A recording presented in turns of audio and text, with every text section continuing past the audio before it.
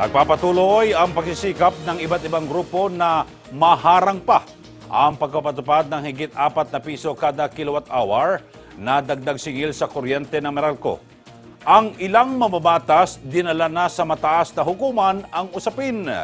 Si Juliet Carangyan sa detalye.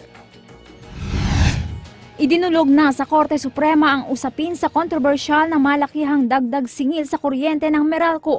Kanina, nagtungo sa mataas na hukuman ang ilang militanteng mambabatas upang maghain ng petition for certiorari na humihiling ng isang temporary restraining order o TRO para mapigilan ang Meralco sa pagpapatupad ng higit 4 na piso kada kilowatt-hour na power rate hike. Giit ni Bayan Muna Representative Carlos Zarate, hindi dumaan sa proseso ang pagtataas ng singil sa kuryente lalo pat mabilisan nila itong inaprubahan ng Energy Regulatory Commission o ERC. Ang sinasabi ng batas, kailangan merong petisyon at ito ay verified at kailangan magkaroon muna ng hearing bago ito i-aproba. No?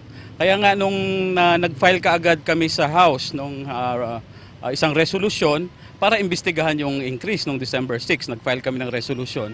Pero nung December 9, isang araw lang matapos one day, no, na working day na kinonsider ng ERC yung sulat ng Meralco, inapprove kaagad nila yung proposal ng Meralco.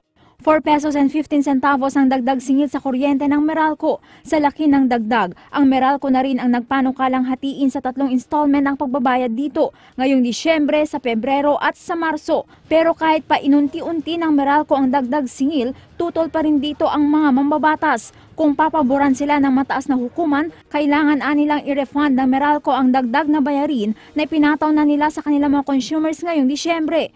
Sa tala ng mga kongresista, 25.64 billion pesos ang nakatakdang singilin ng Meralco sa mga consumers sa pagpapatupad nito ng mas mataas na power rate hike.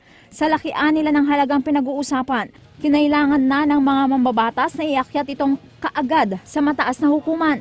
Nais din nila na tuluyang ideklara ng SC na null and void o walang bisang provisional grant na ibinigay ng ERC pabor sa power rate hike. Naniniwala ang mga petitioner na nagkaroon ng grave abuse of discretion sa panig ng ERC nang agad nitong aprobahan ang power rate hike ng Meralco. Pinuna rin nila ang tila pagsasabuatan ng mga power plants na sinasabing punot dulo ng pagtataas ng generation charge. Sakaling hindi mapagbigyan ng mataas na hukuman, naniniwala ang mga mambabatas na panahon ng busisiin ng Korte Suprema ang legalidad ng Electric Power Industry Act o EPIRA Law upang maprotektahan ang interes ng consumers laban sa walang habas na power rate increase.